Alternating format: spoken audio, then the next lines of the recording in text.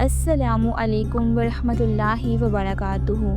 ایمان صرف دل کا یقین نہیں بلکہ عمل کی کئی شاخیں ہیں۔ آئیے سنتے ہیں رسول اللہ صلی اللہ علیہ وآلہ وسلم کا فرمان۔ روایت ہے حضرت ابو ہریرہ رضی اللہ عنہ سے، فرماتے ہیں کہ فرمایا نبی صلی اللہ علیہ وآلہ وسلم نے، ایمان کی چند اور 70 شاخیں ہیں۔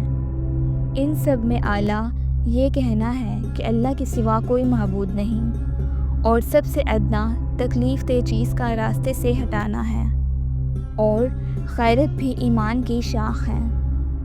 وضاحت: یہ حدیث ہمیں بتاتی ہے کہ ایمان صرف دل میں رکھنے کا نام نہیں بلکہ یہ عمل اور رویوں کے ذریعے ظاہر ہوتا ہے۔ ایمان کی کئی شاخیں ہیں۔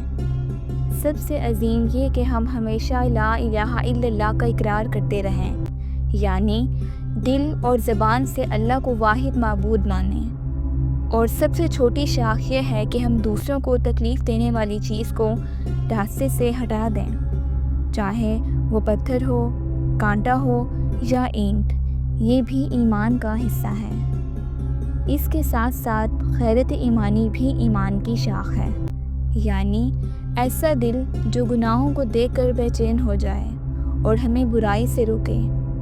یہ غیرت ہی انسان کو اللہ اور اس کے رسول صلی اللہ علیہ وآلہ وسلم کی اطاعت میں ثابت قدم رکھتی ہے۔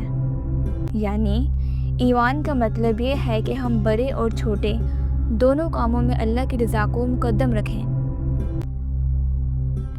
یا اللہ ہمیں ایمان کی ہر شاخ پر عمل کی توفیق دے اور ہمارے دلوں کو اپنی یاد سے زندہ رکھ۔ آمین۔